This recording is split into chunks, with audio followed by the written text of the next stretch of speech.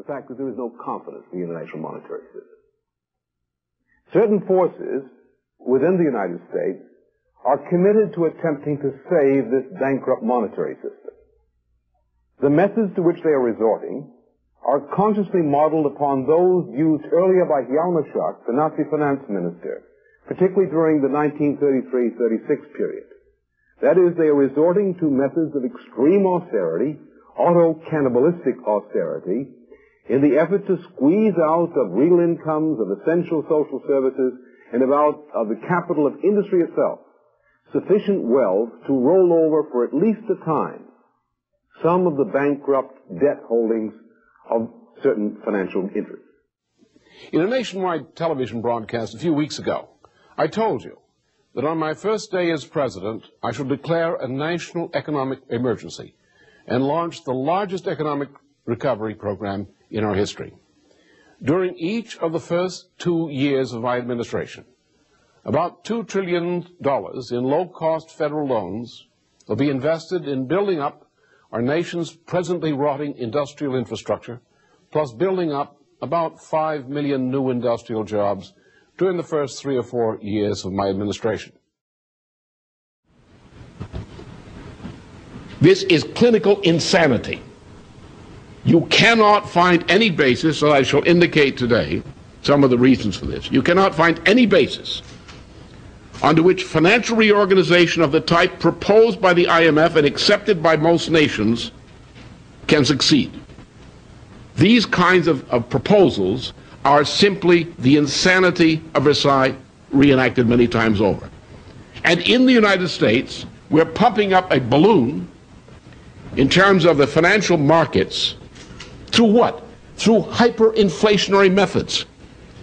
The printing of money to steer it into financial markets where it is heavily financially leveraged and thus results in an ascending balloon. There are 3 leading topics of interrelated financial, monetary, and economic policy shaping, topics which must be considered as crucial for a true solution to the global systemic crisis, which has pushed the world to the present brink of a threatened sudden plunge into a global new dark age.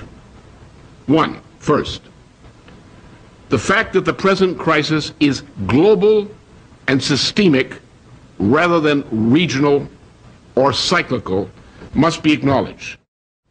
It is not a cyclical crisis, it is not a business cycle crisis, nor is it regional. It is global. It is the entire system has destroyed itself. Second, the present fatally ill global financial and monetary system must be radically reorganized. It cannot be reformed, it must be reorganized. This must be done through the concerted actions of a key initiating group of governments. This must be done in the manner of a reorganization in bankruptcy, conducted under the authority of not international institutions, but sovereign governments. The required measures include: A, periodically fixed exchange values of national currencies. B, limited convertibilities as may be required. C, exchange controls and capital controls. D, fostering of necessary protectionist measures in tariffs and trade regulations. And E, outlawing of the creation of markets which conduct financial speculation against targeted currencies. Third, as measured in physical instead of the usual monetary terms, the world's economy is presently functioning at levels of negative free energy, which are presently far below a break-even point. The current levels of net physical output are insufficient to prevent the existing populations and economies from continuing to collapse into a spiral of accelerating general physical economic contraction and ultimate physical collapse.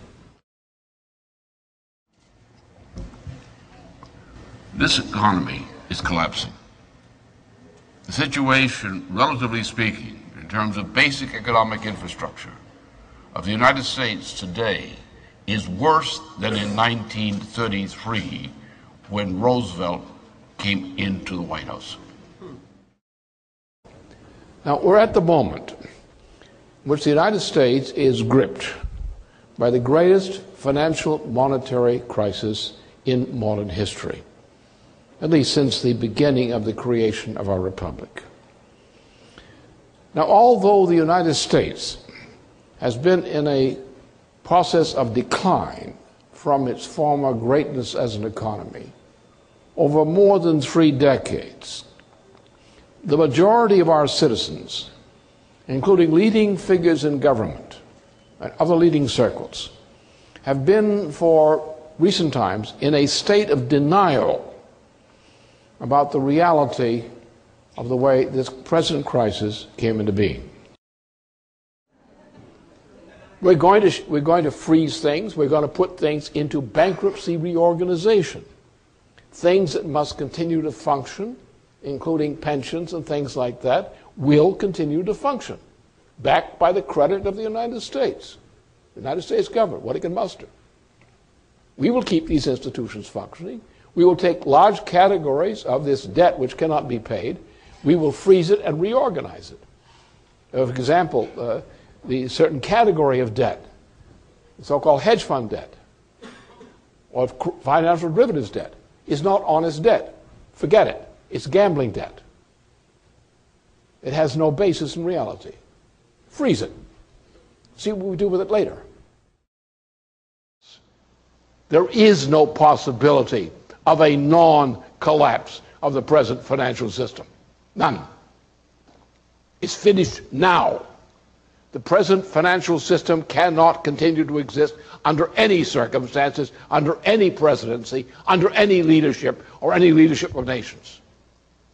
Only a fundamental and sudden change in the world monetary financial system will prevent a general, immediate, chain reaction type of collapse. At what speed, we don't know, but it will go on and it will be unstoppable. And the longer it goes on before coming to an end, the worse things will get. Because we are at a point not of an ordinary crisis, not of a financial crisis, not of a mere depression, but of a global breakdown crisis centered in the transatlantic community, especially the English-speaking transatlantic community, which will radiate, if it's not stopped, to bring every part of the world into a general breakdown of their respective social systems. If we understand these measures and are willing to take them, we can manage the crisis through cooperation among nations which agree on certain principles. That's always been possible. But if we do not do that, we are living at the brink of one of the great dark ages in all human existence, globally.